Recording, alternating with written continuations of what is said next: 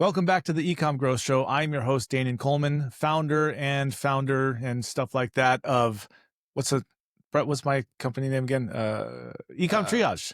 That's what it is. Yeah, That's awesome. I know what I'm doing in life. Yeah. So I have with me Brett from OMG Commerce, and Brett has a huge amount of experience in the space, a huge network, and has had the opportunity to uh, really go in deep on a lot of stuff for Amazon sellers. And I dare say in some ways, Brett, OMG Commerce has been a pioneer of some things. Yes. I would say so, yes, and I think we've been recognized for that as well by some third parties. So I don't think that's just confidence or hubris from a founder, but we got some third party validation there, and so yes, we're trying to innovate, trying to drive the industry forward, but mostly trying to just grow great brands. Yeah. Cool. And so today's topic is going to be one that I'm really, really interested in.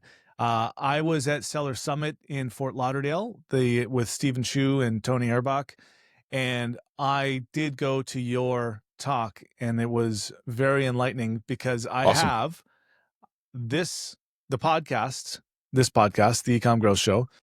I've got Adventure with Danan, which is a 14-year-old YouTube channel, and then I'm starting another podcast called Waypoint Unknown, which is all off-road and adventure and outdoor adventure and 4x4 adventure and stuff like that. But with that podcast, we already have an audience, and the co-hosts. So I'm the host, I've got my channel, and the co-hosts of that all have somewhere between 15 and 40,000 subscribers just on YouTube. Wow. That's great. And not to mention, we've got a couple of off-road groups that have anywhere between 7 and 20,000. It's it's 4 groups. I've got 3 groups. 2 of them have 1,000 each. One's got 7,000. That's my motorcycle group. And then my buddy who is hosting this podcast, which is all going to be done on YouTube, he's got a 16 or 18,000 person group. Great. That's great. Those are good quality audiences. Yes, and all of them are organically grown. Like, I could easily go out and pay some Russian to give me 5,000, but sure. But one what of these value is there? Like these are people that really want to hear what you have to say, and so that's very valuable. Exactly. So, I've got 5 questions that I want to ask you, but we're probably going to go deep because I have probably I would say I have a much better understanding than the average Amazon seller or eCom seller because I've been doing YouTube a long time. But full disclosure, listeners, I am by no means a professional because of how much work it takes. So I'm in the process of automating everything that I do or passing it off so that I can, like with 3 YouTube channels, it's going to be too much. That's a lot of work. It's a ton of work. I was about to joke around like, hey, maybe you should get serious and start creating some content, but really maybe you need to get serious and clone yourself so that you can actually, execute on all these channels and run your business and all those things. So yeah, exactly. And the family. Yeah. Exactly. So, Brett, though, before we get started with the questions, would you please introduce yourself? Give us a little bit of your history. Who are you and what do you do? Absolutely. So Brett Curry, CEO of OMG Commerce. At my core, I am a marketing and entrepreneurial junkie. I love good marketing that drives results, that builds brands, that gets sales, that's measurable. I've just always loved marketing. I actually grew up liking advertising. I remember seeing my first infomercial, the Ginsu knife infomercial. I was really young at the time. I remember the ones that cuts the cans. Cuts the cans and cuts a tomato. And I remember trying to convince my parents, like, we need this knife set. You don't even understand how amazing this knife set is. And so I was destined for a life in advertising and marketing. So, but I'm an entrepreneur, man. I love building things. I love building companies. And what's interesting though, is that, Danan, I'm not necessarily a product guy. Like, I'm not going to invent the next Ginsu knife. I'm not going to invent the next widget, but I can recognize a good product when I see it. I know what I like. I know what I like to consume, what I like to wear, what I like to buy. And what I am really good at is taking those products and accelerating growth and connecting product to audience and selling more. That's where my area of genius comes out. And so that's what I love. So I run OMG Commerce. We're a team of about 50. We've been doing this since 2010. We work with some great brands like Native, Arctic Coolers, Crumble Cookie, Organifi, number of 8 and 9 figure brands. We were actually with Native when they were doing about 100 million a year. They did $1 billion last year on like 20% EBITDA margin. So yeah, consider that for a minute. Obviously, it's not all us by any means, but we run all their Google, all their YouTube. And so we're some great brands. And then what I'm probably known for the most, though, Danan, is that I've got 8 kids. My wife and I have 8, count them, 8 children. And so chaos in marketing and entrepreneurship, chaos at home. It's just, I guess that's where I'm comfortable. Yeah. Well, I only have 3 kids, and I could that's only imagine. That's above average for sure. Yeah. I would have 8 kids if I was allowed to. I'm not allowed to have 8 children, but it's, I would, kids are the most amazing humans ever. Totally. And they're so hilarious and they're so much fun. As long as you keep them fed, rested, and watered, they're awesome, Yeah, totally agree, man. It's one of those things we would never change it. Our house is loud and it's chaotic, but it's full of life, full of joy. Yes. But I will share just a quick story that this ties into entrepreneurship, I think. So a couple nights ago, my wife and I sleeping, in like congratulations. 3:45. Yeah, thanks. Yeah, that is a feat to be able to sleep with all this stuff going on. Yeah. So 3:45 a.m. my alarm goes off. Like, okay, I didn't set my alarm. Why is my alarm going off at 3:45 a.m.? So usually I'm the light sleeper, but I'm like comatose. My wife gets up, turns off the alarm. That was weird. Go back to sleep. 4 a.m. So 15 minutes later, alarm goes off. She gets up, she turns it off. She looks a little closer. She's like, babe, every alarm you've ever created on your phone is switched to on right now. And we're like, so we shut them off. We go to sleep. Next morning, like sun comes up. We start talking to the kids. We're like, did somebody turn on all the alarms on my phone? And it was my 8-year-old Benjamin. He learned my password. He logged in. He switched on, because I'll create alarms if I'm traveling or something. I don't delete them. I just turn them off. He had them all switched on. So you're like, that's hilarious. So one, clean up your password, or make sure your passwords are secure, from terrorists, foreign and domestic, are in your house. Yeah. Luckily, I keep my alarms clean. Yeah, dude. So now I wiped it all, man. I'm like, all right. Lesson learned. No alarms I don't need anymore. So anyway, that's just a little glimpse of what kids do. Yeah, absolutely. My oldest is 7, so I've got 7, 4, and 2, almost 3, almost 5 and 3. It's amazing, man. I forget Those my kids' ages. Fun ages. Oh yeah, so fun. It's my wife just purchased these.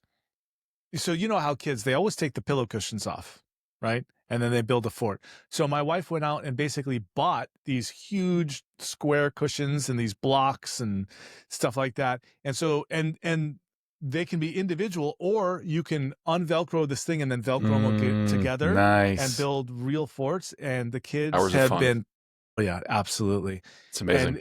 And it makes the floor safe so they can jump from the couch and, which is also something that every kid wants to do, right? I want to launch myself off of this platform, maybe into something soft, but I'm going to launch myself regardless. So it's amazing. It's amazing. Yeah, totally. All right, sweet. Well, I feel like we should actually, you know what?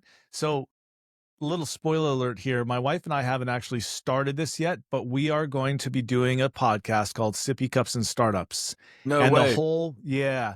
As soon as she doesn't go to sleep with the baby, that's what's going to happen. And the whole premise of the podcast is to go, how do you juggle being an entrepreneur with being a family, like a parent? And my wife and I are partnered on our businesses. So we're a married couple, we're co-partners, and then we're life partners, business partners, and then we're partnered up against the children, because it's them against us. Yes. Dude, I love that. It's an amazing topic. That is not a life, not a path for everybody, but it is a magical path.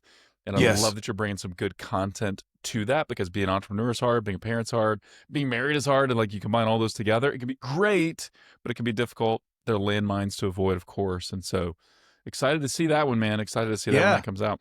Yeah, thanks. Well, I think you'll probably back me up on this, but another spoiler alert, the single most important and effective piece of technology in our marriage, our business, and with our children is the ability to communicate with each other. Absolutely. Absolutely.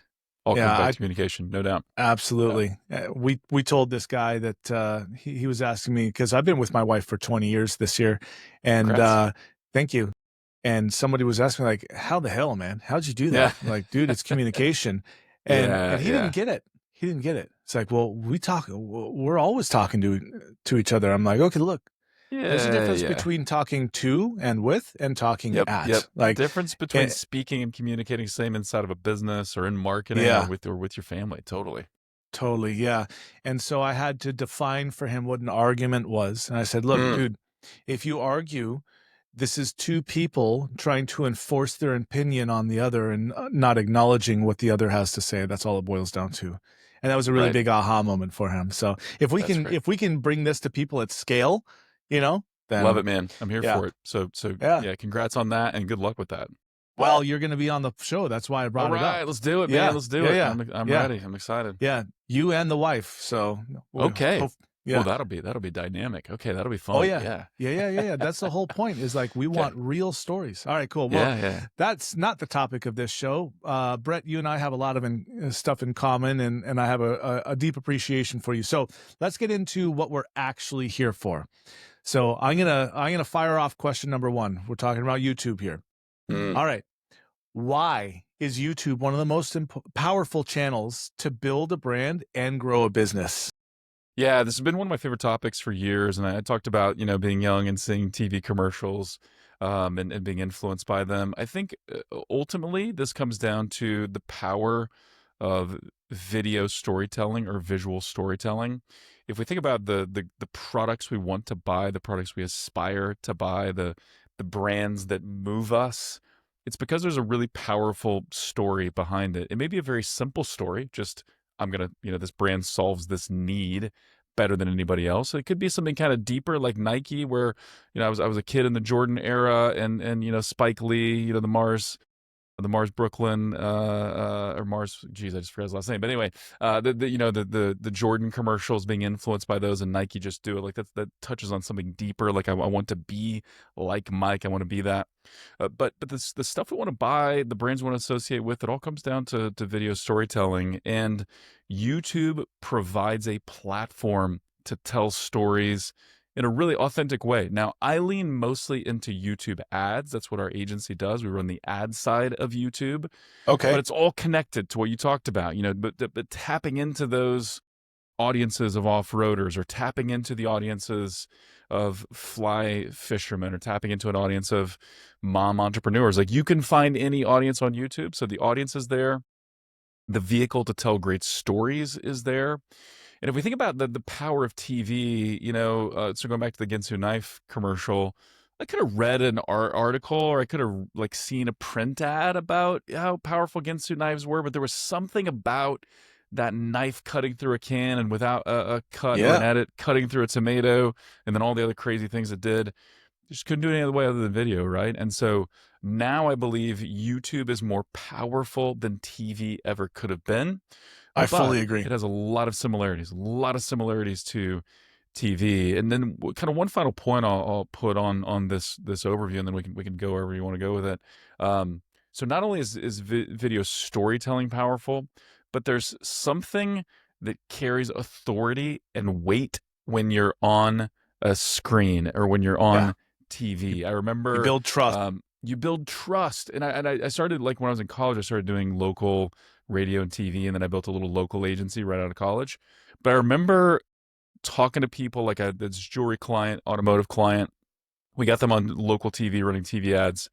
And it wasn't very long before they came to me and they said, I can't go anywhere. Like, I go to the gas station, people are like, hey, I saw you on TV, right? Or you go to a restaurant, like, hey, I've seen your ads. Like, but that doesn't happen if, like, you're just in, print A publication blog or whatever. writer. Like there's something, Yeah. like I mean, maybe, but probably not. Like, but there's something about when you're on that screen, when you're on TV or on a device, even in a video format, there's some authority that carries and some celebrity almost that creates either for you or for the brand. And so it's really, really powerful. And so I think that's at the core of it for sure. Yep, I fully agree. So the other thing that this may not be quite well, no, not actually, it probably would be relevant to a brand is as you build an audience, other people would like access to that audience, right? So take my YouTube, my buddy's YouTube. So we've got sponsors because we have audiences, right? So Midland Radio, Zero Breeze. Actually, I think it's I forget the name of the wipers off the top of my head.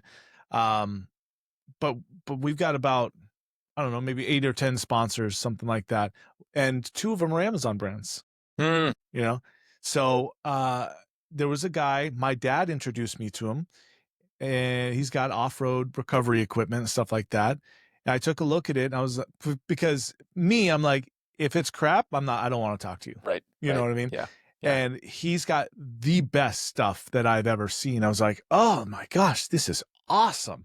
Right. Like, dude, let me hook you up with my network and let's see where it goes. So he's sponsored every one of us and he's given us product because we do a physical event every year. And so we've sold his product at the events and stuff like that. And that's a lot of branding with his exact target audience. So that's another thing that happens from it is as you build an audience, there are people that would want to reach out to you. And I dare say that you could reach out to other brands that are complementary to your product. So let's say you do a baby blanket. Well, reach out to someone that does onesies. Reach out to someone that does diapers and go, that ideally they've got an audience too. And you go, hey, why don't we co-market some stuff just like we do in the Amazon community? Those of us that are agency owners and stuff like that, do the same thing with a brand. Yeah, it's really smart. And one thing this kind of bring to mind, Danan, is that I think a lot of, especially Amazon brands, but other D2C brands as well, we forget how brands were built in the past, right? We can only see through the lens of sponsored product ads, sponsored brand, very clear return on ad spend for every dollar that I spend. And listen, I want to hold every marketing dollar that I spend on my agency or that I spend for a client. I want to hold it accountable, right? I want to know that this is actually doing something. But I think that has led us to just have a very narrow view of I grow my brand through sponsored product ads and that's it, right? But there's something out there like, hey, partnering with other brands, being a part of content, reaching people before they're actively shopping. How can I make product discovery, happen in a different way where I'm not just showing up on the same page as all my competitors and trying to compete for dollars? One important distinction I want to make here too, Danan, is that listeners can do exactly what you're doing if they want to. They can build an off-road channel. They can build a channel for their baby product and put out organic content. I think it helps. I think there's a way to leverage that. And if it's something you're good at, something you enjoy, do it. The cool thing is, though, you can run ads on YouTube regardless. So even if that's not you, if you're like, I maybe have it in me to create a couple ads and that's it, I don't want to be cranking out content left and right, you can still use YouTube. You can still leverage it. But if you want to build an organic following, it gives you more options with your ads. And so, and listen, I'm a huge fan of sponsored product ads and sponsored brand ads and sponsored brand video, that we run all of those in our agency. I do think they're the foundational growth mechanisms for an Amazon brand. But there's a point when you grow, when you want to say, hey, I want to go beyond this and I want to reach people maybe before they're actively shopping. But I still want to be targeted. I don't want to just talk to, the general public. I want to talk to people that are in my niche or are likely an ideal customer. And I want to talk to them in a smart way. And so YouTube allows that as well. Just like there's channels for off-roading and dirt biking. And I remember when I was going to buy my truck that I bought a couple years ago, I really got hooked on a couple 4x4 channels. I ended up buying a Toyota Tundra, love it. but then you they're should look at my channel then, because I did a dude, lot of my off-roading in a Tundra. I totally gotta check it out. But it's one of those things where, yeah, you can find your niche, on YouTube. You can find those people on YouTube, and YouTube is a place where more and more people are going for product recommendations, product discovery. I've been So doing maybe, it for ages. Like yeah, yeah, if I'm making a honestly, even $100 plus sure, purchasing decision, I'll go to YouTube and I'll look for reviews and I'll try to find organic stuff. yeah, Um, yeah. because so you ever heard of actually it's this company right here, Secret Lab. So this is the Okay, chair that I have, right? yeah. I have seen those. Um, yeah. So I was about to buy their desk and spend about $2,000 on Mm, the desk, right? I love their chair. I've got one. My wife's got one. They're good chairs. I was about to spend $2,000 on the desk, but for the life of me, I could not find a video that was not clearly a sponsored or yeah. affiliate video, you know? Hmm, hmm. And so for that reason, I'm like, forget it. I'm not spending the money because I can't get a legitimate view of what to expect, Yeah, And it's and really I've good insight. Yeah, I yeah, think if it's like a high consideration product, if it's an expensive product, or it's just something you really like and it's kind of fun, or something you don't understand. I think there's a lot of different product categories where if you're going to make that purchase, people prefer to go and watch a video review, a video overview, rather than just reading reviews. They want to do that too, but yeah, YouTube is a great channel to discover products. I think it was something like Google did a research project, and 70% of YouTube viewers, which is essentially everyone in the U.S., like all of your customers, they are on YouTube to some extent, but like 70% said they turn to YouTube for certain purchase decisions, right? To get insights and information before they make a purchase. yeah, 100%. And Hmm. and those of you that are creating those videos or planning on it, you also need those videos on your Amazon PDP, by the way. Yes, great point. Great point. Yeah. All Yep. right, cool. Are you ready for question number 2? Question number 2, bring it on. All right. Why is YouTube misunderstood or avoided by so many brands? I'm really Yeah, interested to it's hear this super one. interesting. So I've been speaking from stage about YouTube since probably, I think 2017, somewhere in there, 2016 maybe. I spoke at Traffic and Conversion Summit. It used to be a huge event in San Diego every year. Yeah. It was one of my Yeah, yeah. favorites until Is it went it? away. But Yeah, I it's actually really gone. like that one. They I didn't know. sold it. So the original founders, Ryan Dias, Roland Fraser, Perry Belcher, the gang, they sold it. And then the company they sold it to ran it for a couple of years. And now it like got fully merged into, I think, Affiliate Summit or something like that. So it doesn't exist as a standalone anymore, which is Okay. unfortunate. For a while, that was like the event. That was my favorite event. I think I Yeah. spoke there 4 years in a row. Yeah. Super, super fun, and met a lot of great people Yeah. doing that. So I've been speaking on stage about YouTube forever. And every time I have, I'm like, hey, show of hands, who's running YouTube ads? It's always like 10% of the audience, maybe fewer.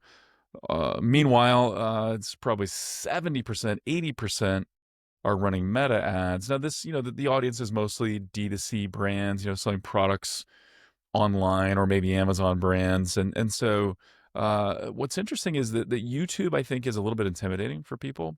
It's not super approachable. It's not as easy to turn it on and get it to work like it is with Meta. I'm not saying Meta's super easy. It used to be. Nothing was Yeah. all that easy. But YouTube was too once upon a time. yeah, exactly. Yeah, everything like Google Ads, super easy, all of that. So there's a few things to keep in mind with YouTube. One, people don't click YouTube ads very often. So even Meta has twice the click-through rate that YouTube ads have. And I think part of that is because when you go to Meta, you're just hanging out, you're just checking out, you're looking at your friends, looking to see what's going on. You're not there for a specific purpose. It's pretty easy to say, yeah, I'll click on this thing and check this thing out. Meanwhile, on YouTube, you're there for a specific reason. Maybe it's only to be entertained, but if I'm there to watch my favorite 4x4 channel or an off-road channel or fly fishing or beauty or whatever, I want to watch that channel. So if I see something I like, I'm more likely to go click or to go search for it later, not to click right now. So people don't really click YouTube ads. Two, half of all views now are on connected TVs. So if I'm watching YouTube, there's a 50% chance I'm watching it on my connected TV. There's a visual and I'm happy to share with you if it's useful. But more people stream YouTube on their connected TVs than any other platform. It's got a wide lead over Netflix. It has for 2 years. And then more people stream YouTube, not YouTube TV, the YouTube app.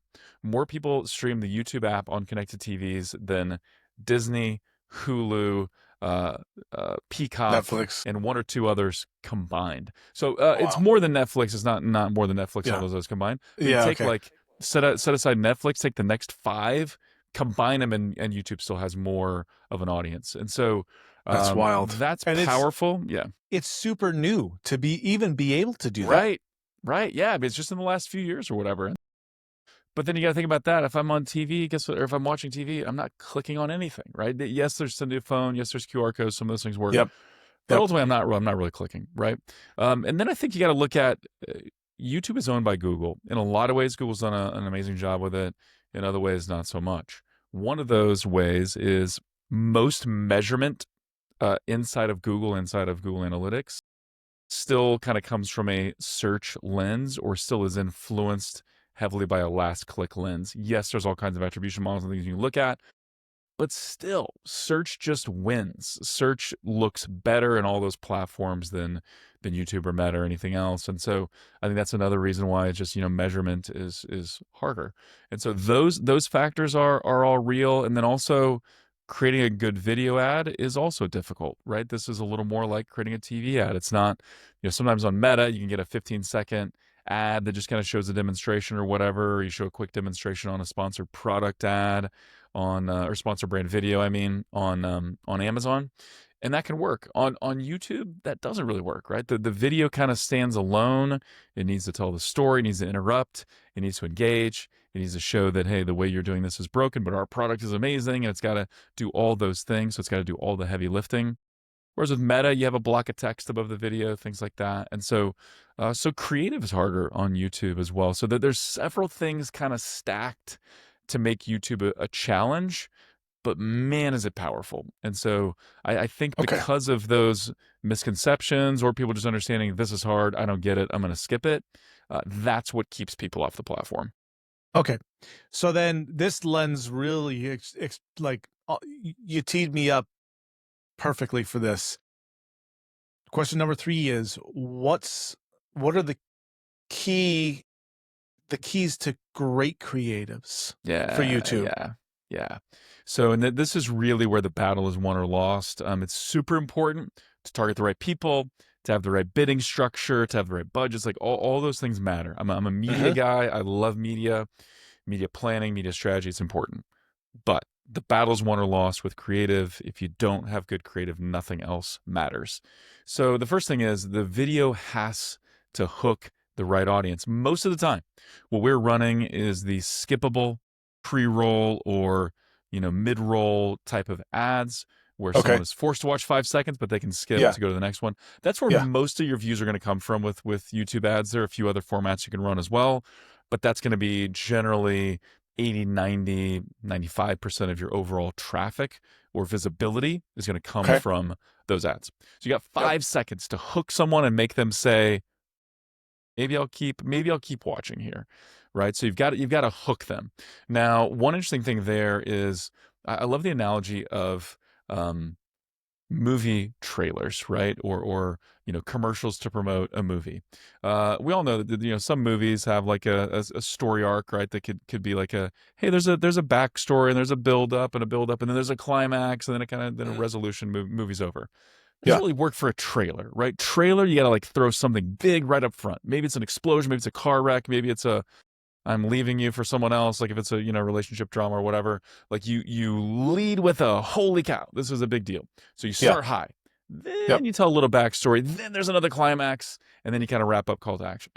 So you need something similar with your YouTube ad. Start high. Start with something, a provocative question. Hey, do you know why this never works? Or I love some of the Harmon Brothers work. They've done Squatty Potty and Poopery and what's the mattress company? I just completely Purple mattress. Yeah, thank you. So Goldilocks is like, hey, let me tell you why your mattress is awful, right? Like that's the opening. you hook somebody, right? You get them to pay attention. So you got to hook. Then you need a product demonstration, right? You got to show this product in action. And we like to generally do this in a variety of ways. Kind of a general, like here's how the product is actually used, but then something over the top. So again, looking at that purple mattress example, they drop a big sheet of glass, put raw eggs on top of the mattress, big sheet of glass drops on those eggs. The eggs don't break because the mattress cradles it. Very powerful. I remember this ad for super glue, old. I think it came out before I was even born. But they were like, "Hey, this ad was shot without any cuts." And so they like two guys carry this other guy in. They put super glue on the bottom of his shoes. They stick him to the ceiling, hold for like 2 seconds or whatever, walk away. He stays there. He's still there today, by the way, folks. He's still there. Yeah. Yeah. They're feeding him, watering him. He's still there. But it's like, okay, I'm not going to buy super glue and glue someone to the ceiling. I probably just gave my kids really good ideas, though, if they're watching this. Yeah, I was thinking that. But if I saw that, I'm like, if it will really glue the guy to the ceiling, it's going to glue my pot together. Flex Seal. Flex Seal. I love that one. Such a good example. Like he used Flex Seal. So yeah, you're using it to seal your gutters or to seal a potted plant or something. That's probably what you're going to use it for. But he seals the bottom of his truck and drives it into the water, and then it keeps water out. It's crazy. So over the top demo. Yep. Right. Then you need some social proof. You need something that's going to say, hey, not only does this demonstration show it, but here's all the people that are like you that love it and that agree. So this is where you're bringing in your Amazon reviews. This is where you're having a customer testimonial. This is where maybe you have, like, again, with Flex Seal, there was like a race boat driver, right? None of us are race boat drivers, but this guy is. And he's like, hey, I was in a race one time, true story, and I had a leak in my boat. I sprayed Flex Seal on it. I went back out. I won the race, whatever. So you got some real users giving testimonials, maybe some celebrities of sorts, like nobody actually knew this race boat driver, but he felt like a celebrity, right? So and they probably put him next to next to his race boat. Put him next to his boat. Exactly. That's why I want to do one day. So now I have my own agency, right? Yeah. One day what I will do is I'm going to record a video where, all those YouTube videos where some influencer or guru is sitting up against or walking past their Ferrari or their Lamborghini or whatever. Yes. I'm gonna do one where I'm out, have a Ferrari, a Lamborghini, whatever, outside of a really nice house. And I'd be like, do you want to know why? And then someone comes out the front door and says, I told you to get the hell off my property. And then like I book it and get into, that's how I want to do my hook. I love that. Man. That's so good. And so, you got to hook somebody, you got to have a product demonstration, kind of a normal and over the top. You need to show some social proof. And then you want to overcome some objections, right? There's always an objection, always something in the back of our mind as consumers, because we've all been burned in the past where we're either like, hey, this agency is full of it. That's probably not even his Lamborghini. I've tried this type of product. It doesn't work. So how do we overcome those objections? It can be as simple as using humor. It can be as simple as, because one of the things that actually done in that purple mattress commercial is Goldilocks, who's like the spokesperson of the ad. She's like, do you think we actually faked that? Man, how lame is that for you even asking, right? They kind of use humor to deflect it. Yeah. And then they go into other things to kind of prove it, but they use humor to overcome objections. Yep. Maybe layer on some more proof, some more images, things like that, but you got to overcome objections. And then you need a clear offer, right? Go check this out. If you're selling a consumable, it's check out our introductory offer. We do a lot in the deodorant, hair care, beauty space. So it's like, hey, check out our starter kit. It's massively discounted because we know you're going to absolutely love it. Money back guarantee, all those things. And so clear offer with risk reversal, you kind of put that at the end. And if you pull all that together in a really authentic way, your YouTube ad, it's going to get some traction. It's going to drive the right person to purchase your product. And so those are the elements of video. All this in one video. And really, one interesting thing with YouTube is you only need to launch with a couple of videos, handful of videos.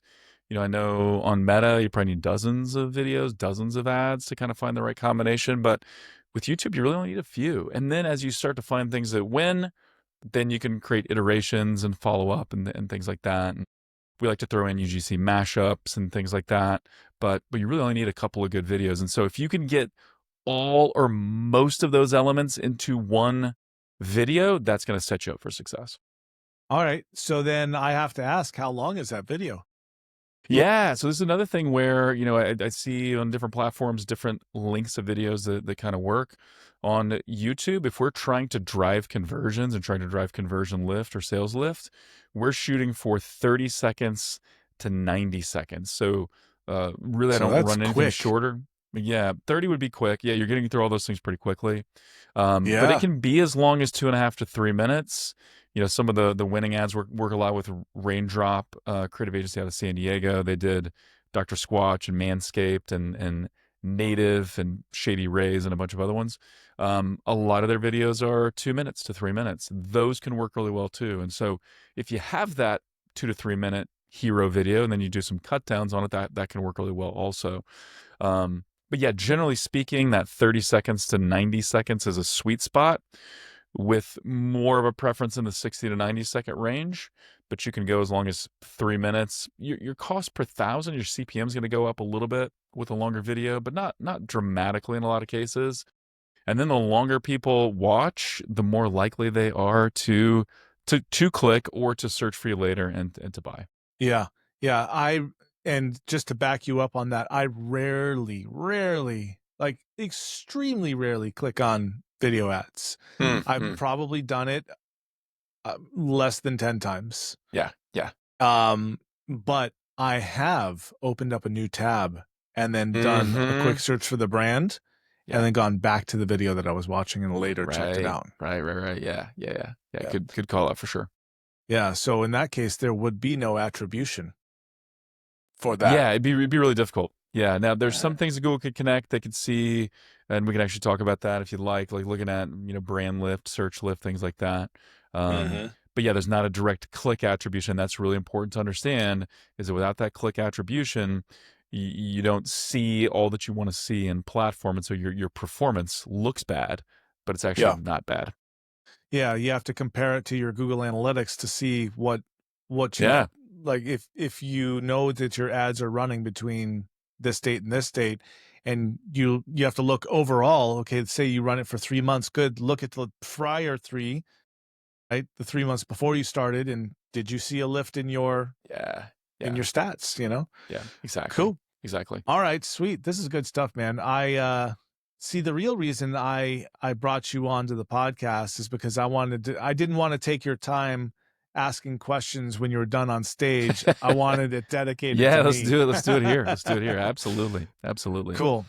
All right. You ready for the next question? I'm ready, man. Let's do it. All right, dude.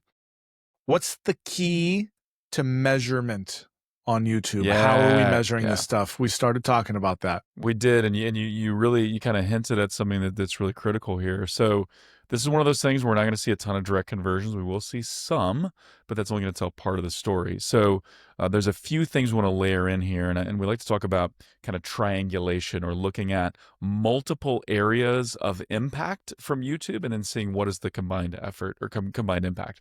And so one of the things is, hey, search lift. So this is something you can do with Google. Google will run a search lift study, meaning they will look at people who saw your YouTube ad and people that didn't see your YouTube ad and measure the difference in their search behavior. You've got to spend a decent amount to do that. I think it's like $1,000 a day for at least 10 or 15 days, something like that. So you can run that with Google. You don't have to do that though. You can do what you just talked about, where it's like, hey, I'm going to run YouTube for this time period, and then I'm going to look at my branded search numbers inside of Google Ads. I'm also going to look at my branded search performance on Amazon, because I can guarantee you, if somebody sees a product they like on YouTube, just because you ran a YouTube ad doesn't mean they're going to have to go purchase through your D2C site. They're probably going to go to Amazon as well. We had this client, hair care product. We scaled them from like 0 to about $1 million a month in YouTube spend. It became one of their biggest channels. They were crushing with it. They had to pause momentarily because of some tracking issues. We were also running their Amazon, so we were doing full channel management on Amazon. When we paused YouTube, their branded search numbers on Amazon got cut in half. I believe it. So what we realized was like, all those branded searches were coming from people seeing the YouTube ad, which makes sense. Like nobody just goes to Amazon and search for your brand without some kind of driver, some kind of influence. And so that same brand, they had a data scientist team, and they were able to measure and kind of ascertain that, hey, for every one purchase we get on our .com, we're getting 2 purchases on Amazon. And so that will greatly shift. If I was looking for a $50 cost per acquisition or something before. And now that I know this, maybe I'm willing to pay $150 cost per conversion based on what Google can see, because all they can see is that D2C conversion. So we look at search lift, we look at sales lift across other channels, and we measure that. You mentioned Google Analytics. What we noticed this for a beard care brand for a while. They were like, I think YouTube is working, like the campaign's working pretty well. And then we started digging deeper, and we're like, whoa, look at this. Once we started running YouTube, the number of conversions in Google Analytics that were unattributed or direct like tripled, right? So where are all these new buyers coming from that are unattributed to? Well, the only new thing we did was YouTube. So you've got to start looking in a few areas of how is this driving an impact? And it's way more measurable than TV, so I don't want to compare it too much, but it is sort of like that, right? Like you run a TV ad, you're not going to get a click performance report. You got to start looking for where is the impact here, and you've got to do the same thing on YouTube. Agreed. All right, cool. One last thing that I'd like to add to that, and hopefully I don't make myself sound a fool here, but a lot of brands try something for 3 months and go, yeah, it didn't work, or 1 month and yeah, it didn't work. And so especially when it comes to these brand ads, like your tippy top of funnel here, right? What you don't realize is that it can take 7 to 11 touches to somebody before it actually converts into anything. And so that takes time. And a lot of times, let's say you are selling a deodorant. Well, I don't need deodorant right now. I'm very interested in this deodorant, but I don't need it. Yeah, exactly. Yeah. And so you have to be willing to not only invest into your top of funnel marketing now, but be willing for it to not pay off until later or show in the metrics until later. Would you agree? 100%. And it's one of those things, again, it's not that we don't want to measure. We do want to measure. It's just that we want to measure a channel based on how it should operate, right? And YouTube is not sponsored product ads. They're going to behave differently. So we've got to approach them differently from a creative and strategy standpoint, and we got to measure them differently as well. Yeah. Sponsored product. I mean, most Amazon brands, they don't have any experience when it comes to actually driving traffic or being a brand and creating want and stuff like that. And so I couldn't even tell you how many times I've heard, yeah, I tried Meta ads, but it didn't work. Yeah, I tried Google ads, but it didn't work. Yeah. Me having a statistical background with Managed by Stats, and as a matter of fact, I was even operating in statistics way before Managed by Stats. I was able to make these associations, and I was in part responsible for some of the graphs that you're able to overlay in Managed by Stats, because I want to know, well, what is my PPC doing, right? And there was a revelation when we built that, which was your organic units almost nearly perfectly approximate, not the same quantity, but the trends approximate only almost perfectly to how many are sold. So your PPC units go up, your organic units go up. And so sometimes it's on a 6-week lag. But if you take those two graphs and you overlay them like this, you're like, oh my gosh, this goes up, that goes up, this goes down, that goes down. And, totally makes sense. It's very much the same when it comes to just general marketing. Now, you also have to have a budget for that, right? You do. Yep. Yes, 100%. 100%. All right. We are already at 45 minutes or 43 minutes so far. I try to keep these to around a half an hour. So I'm going to go ahead and fire off the last question. You ready for it? Let's do it. Yeah, I'll try to be brief. Okay, cool. Yep. No, it's fine. Dude, your data is gold. All right. Good. Yeah. So here's the question. What's the future of Google Ads, Google Search, and AI? We could go so deep on this. Love this one. So this could be a full nother topic for sure. Yeah. Another episode all on its own. But I'm so glad you brought it up, and I want to touch on a few things because these are related, right? YouTube and Google go hand in hand. They're both owned by Google, right? So they do go together. And a lot of people see a YouTube ad, the next thing they do is they search. They search either on Amazon or they search on Google. But there's a lot of talk about Google's days numbered? Like, is Google going to be replaced by Perplexity and ChatGPT and Claude Search and other search, through AI? And here are a couple things to consider. One, I am a Google fan. I kind of built my business using Google, so I love it. But I try to be very objective, and I try to be a realist as well.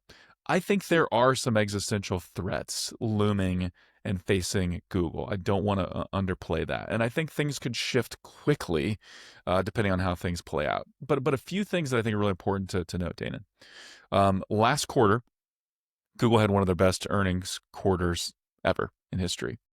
There are still more searches done on a daily basis on Google than ever before. It's in the billions. It dwarfs anything else by a long shot, right? So there's still billions and billions of searches every day on Google. But I also heard that they've seen the first drop in search ever. I heard that from Apple. So I heard that from the searches done on Google through Apple devices actually declined for the first time. Google is not reporting a global decline in searches. And they're even showing an increase in searches.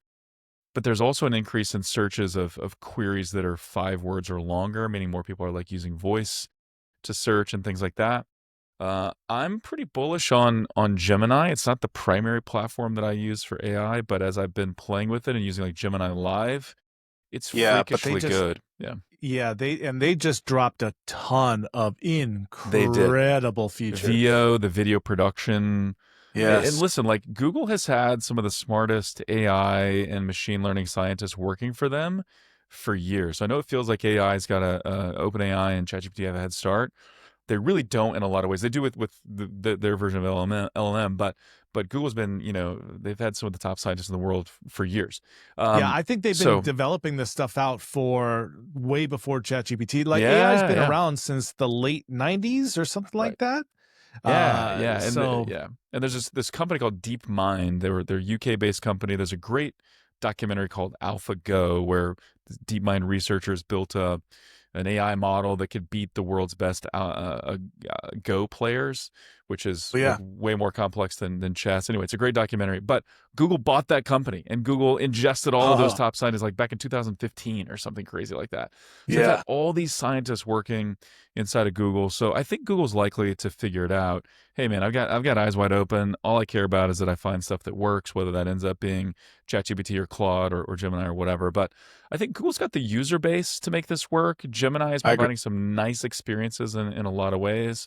I think there's like 9 Google properties that have over 1 billion users and multiple that have 2 billion users when you look at Gmail and search and YouTube and calendar and a variety of other things.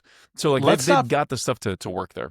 Yeah, they do. And let's not forget that Gemini is embedded into Google Docs, Drive, Sheets, all that stuff.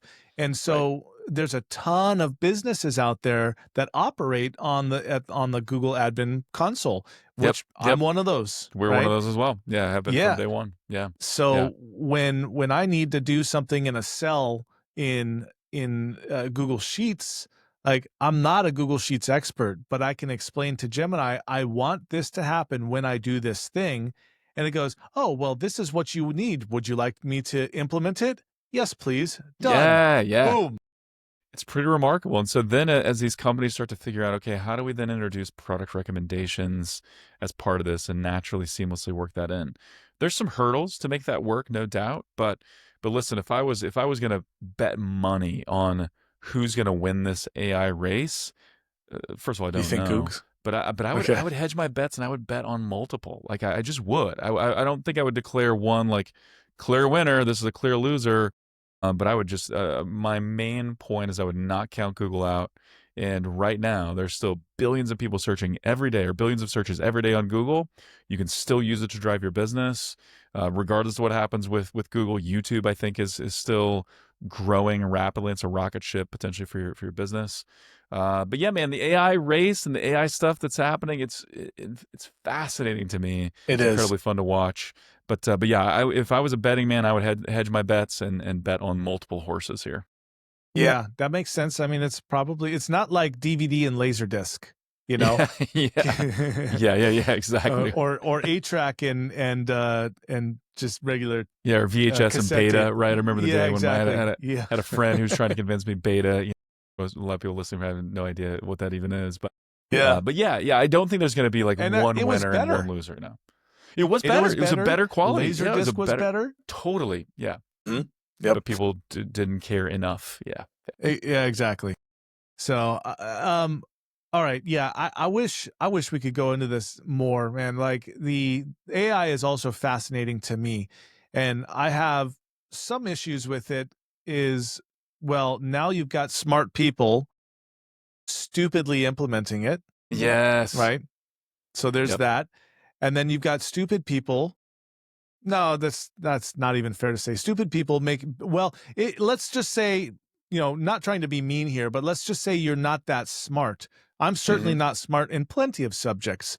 I could sound smart. You could. In rocket surgery if I wanted to. Just by knowing a few key prompts, you can sound like a genius. Yeah. Exactly. So I don't mean to be disparaging when I say stupid people. I should say ignorant. Ignorant people becoming experts in a subject, and they shouldn't be, and therein lies my issue with AI, is that the responses are only as good as the data it was trained on. And if it was trained on wrong data, you're going to get wrong responses. Yep. And so now you've got a scientist, operating down the wrong path. Yeah, and I think it's much better to limit AI, in a commercial use to stuff really, really well. But now AI is an accelerator for you. It's doing some of the busy work. It's helping you. It's definitely additive, like smart human plus AI. That's where to go, rather than I'm a smart human, but I'm going to use AI for something I know nothing about. Maybe for research or for fun at home, messing around, great. But like commercial application, don't do that, right? Don't do that. Just use AI for stuff you know really, really well, so you don't screw things up and mess people up. I'm constantly having to, so I use AI to help me write content. So I'll seed it with a few, like, say 5 points that I want to go over, but I always have to correct it. So, it just always. Yeah. Always. Yep. And so I'll give you one last example of somebody ignorant using this, on trying to use this to their benefit. Is I came across this channel on YouTube about a product, which was a MacBook M5 MacBook Pro, nice. right? Yep. And the whole beginning of the video was they accidentally copied the prompt that they gave AI. And it said, take this, you're a content writer, take this and spin it so that it looks like I wrote it, and make sure any brand names that are mentioned in there are removed, and blah, blah, blah. M5 MacBook Pro.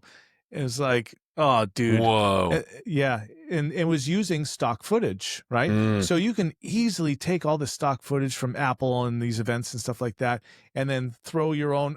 Basically what they did is they took somebody else's transcript from their YouTube video, spun it, and made their own. Yep. So that's stuff I don't support. Can't be lazy with AI. If you are, it's gonna bite you in the butt. Yeah. Brett, thank you so much for being on the show. I am sure everyone found a lot of value in this. And look, coming from someone who does YouTube semi-professionally, I do make money with it. I do get product with it. Hire Brett. Love it, man. OMG Commerce, because it's a pain in the ass.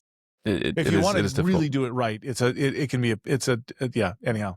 Cool, man. Well, Brett, so anyone that wants to reach out to OMG Commerce, just go to omgcommerce.com. Is there any particular place or person that they should reach out to, Brett? No, there's a place where you can kind of, I think it's free strategy session or let's talk button where you can request a strategy session. Happy to get on a call, talk through strategy related to YouTube, Google, Amazon, whatever. Also, I'm on LinkedIn, so check out my profile on LinkedIn. I post quite a bit. But yeah, happy to talk to any growing brand that's looking to accelerate. And yeah, man, thanks for having me on. You're a great interviewer. You've been doing this a long time. Had a ton of fun, so thank you. Cool, buddy. Thanks so much. All right, everyone. See you on the next one.